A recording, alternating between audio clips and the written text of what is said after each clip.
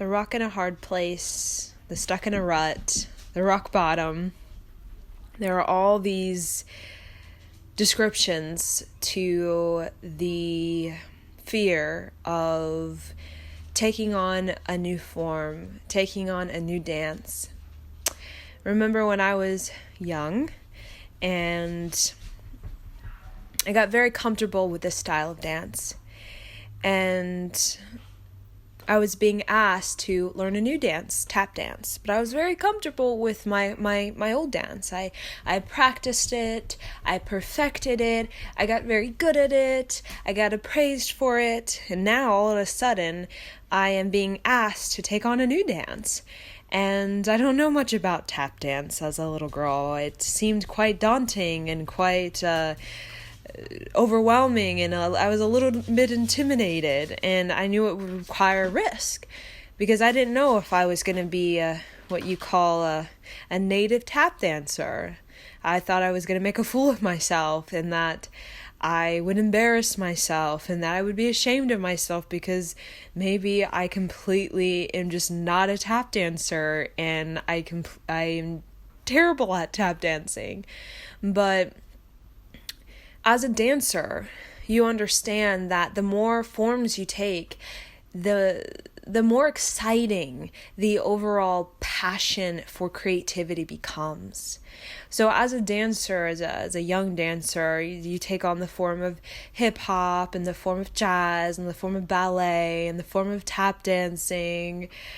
And what it does is it gives you a greater appreciation for change, and also gives you a fondness for learning new things, for taking a risk. So when I learned ballet, it was very much a risk because my feet are naturally flat, and pointing my toes is not necessarily easy for me. And other people, it's just a natural kind of movement. They're very elegant and graceful, and then I'm a little bit rough and a little bit rigid because my form in ballet is not necessarily like everybody else's. But what it does is it creates this fondness for taking a risk, for diving deep, for allowing yourself to be changed. And that a part of change is overcoming judgment.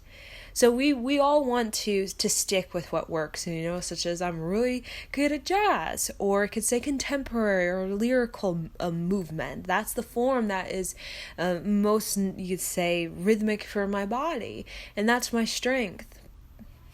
But sometimes the divine calls us to train ourselves a new way, such as the form of tap dance, because in taking that risk, we get to expand our potential, okay?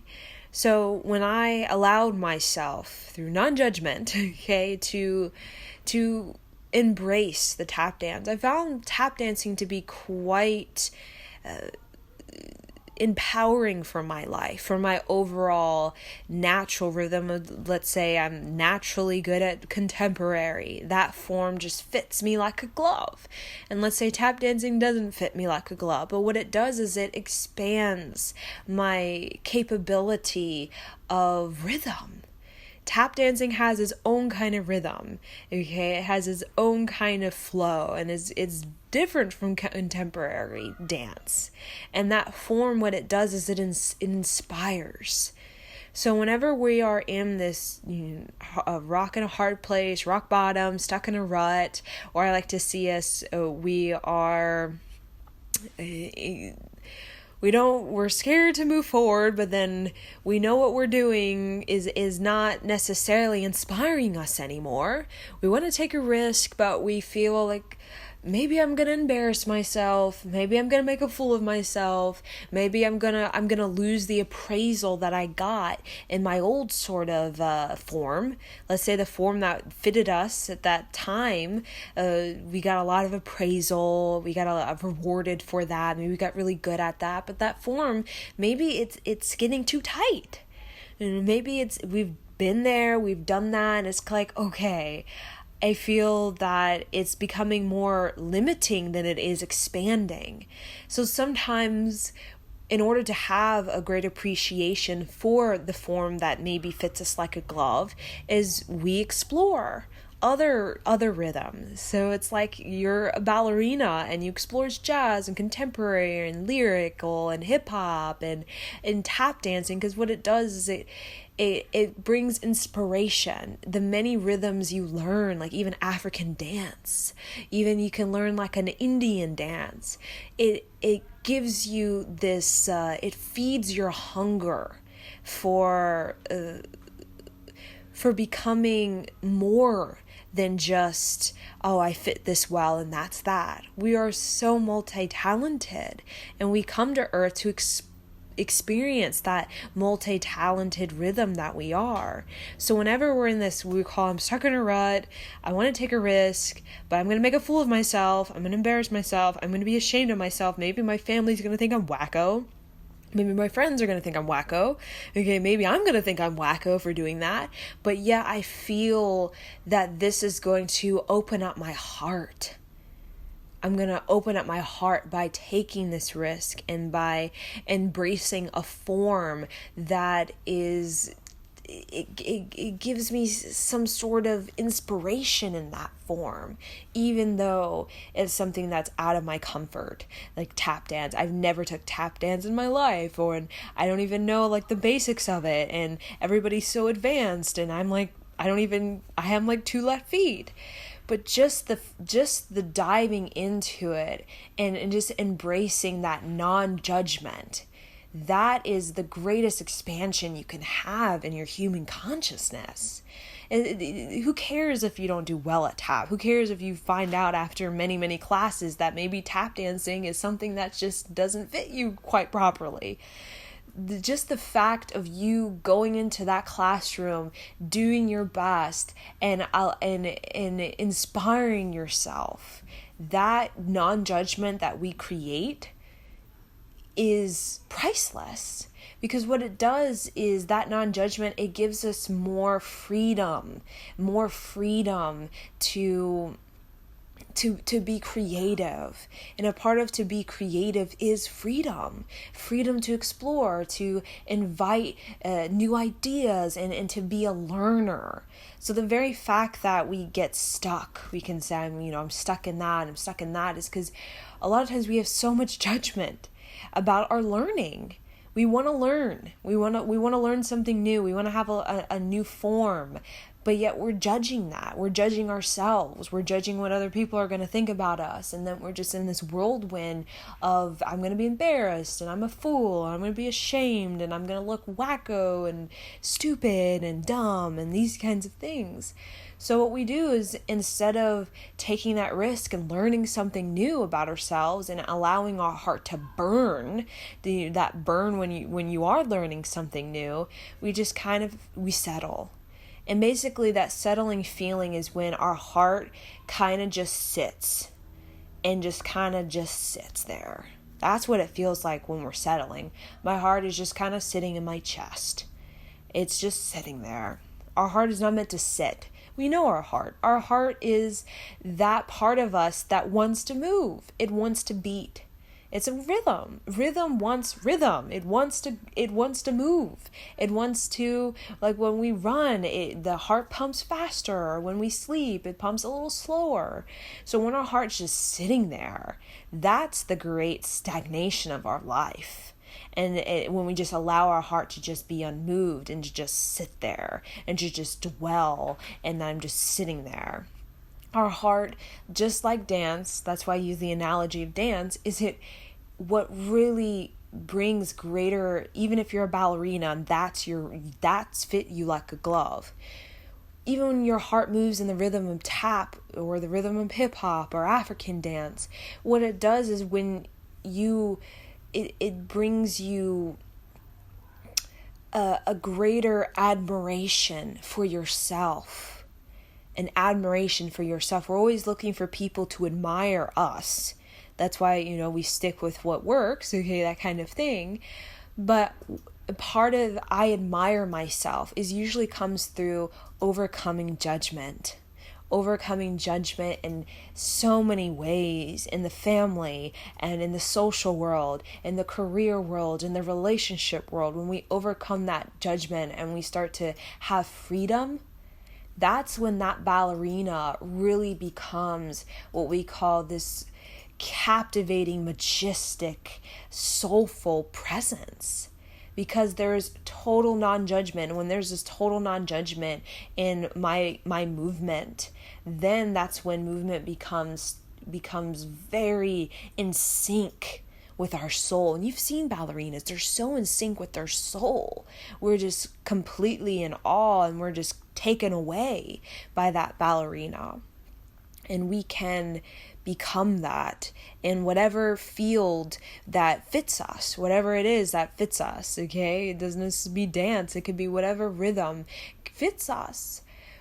We get comfortable, we get cozy, our heart sits, okay? So the universe says, okay, it's time for your heart to move. Okay, move in a new way. It's like your mom says, it's time to do tap dance. You've done ballet, now let's do tap dance. And your heart's like, oh, no, I'm so comfortable sitting here and I feel safe because I'm not making a fool of myself. Nobody thinking I'm wacko. I'm not embarrassing myself. I don't feel ashamed because I tripped over myself when I tried to jump the beam in the marathon. But when your heart actually experiences, well, you know, like when you're in love, or when you get married, or when you have a new career, when you travel, or when you move somewhere, or, you know, when you graduate, or whenever your heart is doing something, okay, taking a risk, either going back to college, or traveling across the country, or having a new love, your heart is in admiration of the overcoming. When we overcome judgment, okay, I'm just gonna sit here, and we overcome that temptation to just let our heart sit. I'm just gonna sit here, my heart is just gonna sit and not do anything, and not move, and not take a risk, and not explore, and not get some blood pumping into my body and some inspiration. You know, when we don't take that risk and move our heart, just like when I did cheerleading in high school, I didn't really want to do it. I was like, this is really, you know, a little bit, but I did it. And that risk, I overcome so much judgment of my ability to run, and to run a mile, and to get the moves, and to do the, you know, the everything appropriately. And it made me feel fearless. Our heart is not meant to sit, okay? It's meant to overcome. It's meant to overcome the tendency, the seduction to just let our heart sit into rock bottom, into stuck in a rut. So whatever you feel is blocking, or you're trying to do this a certain way and it's not working, and you're trying to do it again, it's not working, you're trying to do the same thing, it's not working, is because the divine is literally saying, you're no longer taking on that form. I'm asking you now to take on a new form. You can keep pushing to do that form and try to force it to happen. Force yourself to keep moving in that way. But that rock bottom is going to be there. It's going to be there. And it's basically the universe giving us a wake-up call.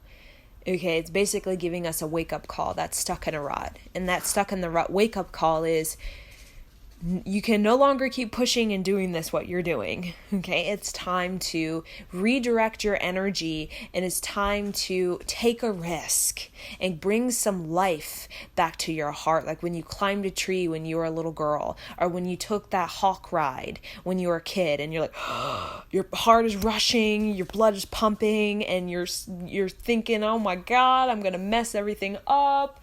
This relationship is gonna be so terrible, or I'm gonna funk at this job. Oh, why am I going into this curriculum in school? Like, I'm totally gonna mess up. But you do it anyways, and you actually give your heart permission to be changed, and to actually become something new. Like, it becomes something when you really give your heart permission.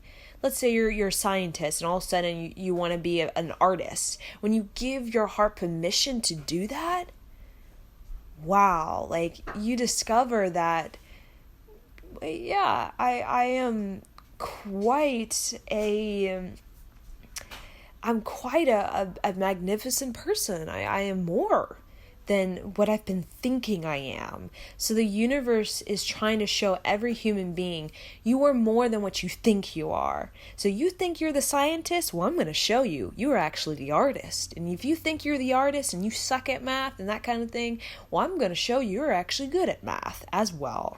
Because the universe wants to open up doors for humankind to see how capable each person is of learning. It's not necessarily of becoming the best mathematician or the best artist. It's more so the universe showing how capable we are of learning new things, given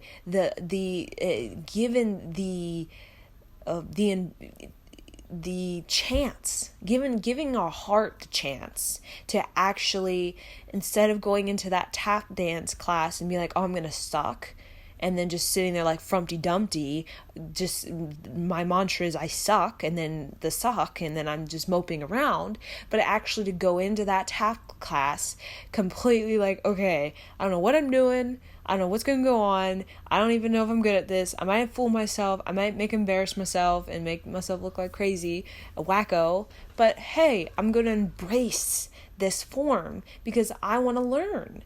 And that's what the universe wants to show each of us in our rock bottom. That, hey, it's time for you to learn something new. It's time for you to learn something new. Either you get really good at material, you got good at making money, and the universe is saying, okay, you're at rock bottom. It's time to learn something new. Maybe it wants you to learn something about spiritual. Okay, and if, let's say you're really spiritual and you live in the Himalayas as a monk and you're feeling at rock bottom. And it's saying, okay, maybe it's time to become more material and maybe be around people or go to school and university, that kind of thing. Okay, or either you get really good at being single and you're kind of at rock bottom and you're feeling a burn in your heart to take a new form of being like maybe in love. Take that risk, take that chance. So there's so many ways we can be in rock bottom. It's different for everyone. Stuck in a rut is different for everyone. It could be they're living in their family home. And it's okay, the rock bottom is maybe it's time for me to take a risk and to try something else. Maybe live in a different city or a different state or a different country. Okay? Or that rock bottom can simply mean that I am needing to embrace another side of myself.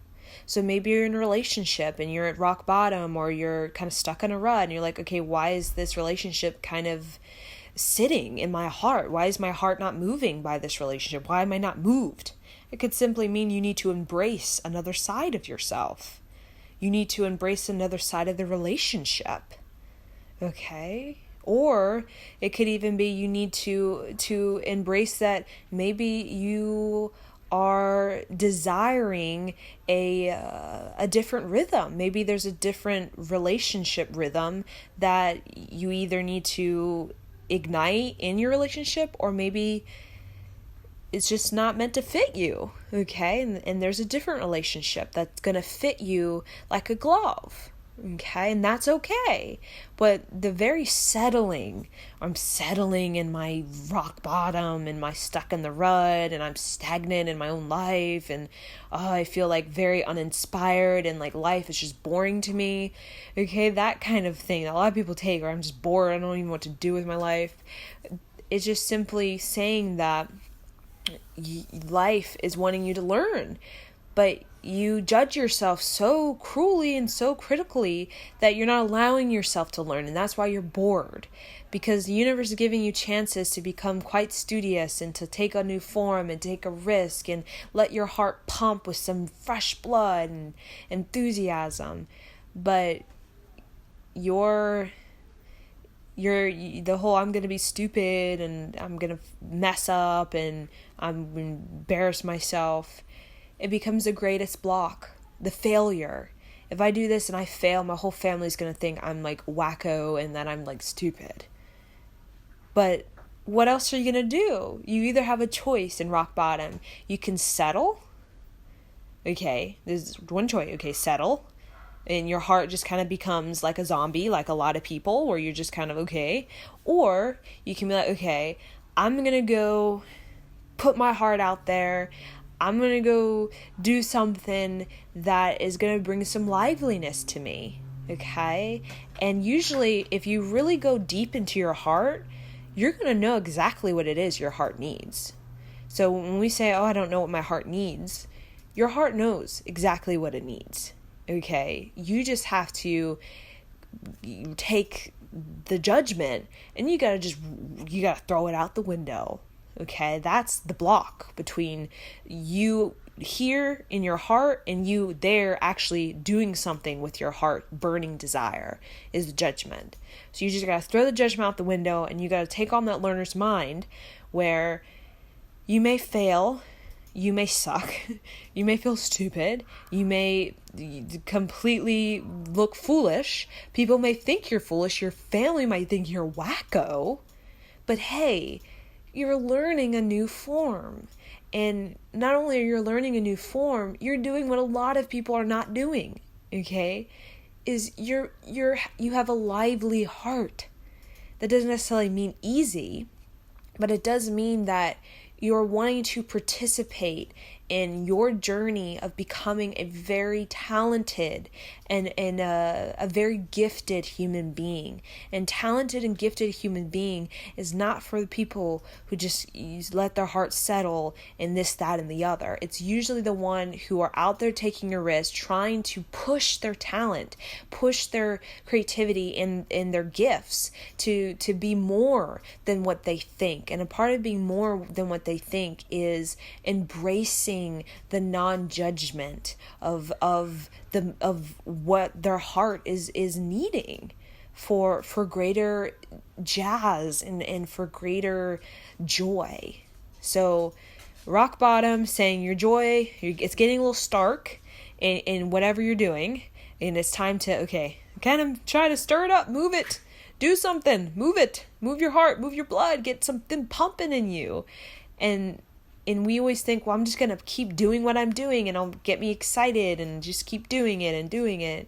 But it's not working. It's because it's, hey, you've that no longer fits you. There's something else wanting to fit you, but it's your choice if you're going to actually move forward or if you're just going to, let your heart sit. Because the universe is never going to force you to do anything. You can let your heart sit, or you can let your heart move and be moved and be inspired. It's just a matter of fact of how willing are you to embrace non-judgment and to throw the judgment out the window and be like the Griswold family vacation, where nobody knows what they're doing. Everybody's just kind of just out there letting their heart soar, and it's quite wacko and it's quite funky and it's just all, it's quite interesting, but it's lively. It may be wacko, people understand, they're all making fools of themselves, they're all embarrassing themselves, okay, but their heart is soaring because they're so lively.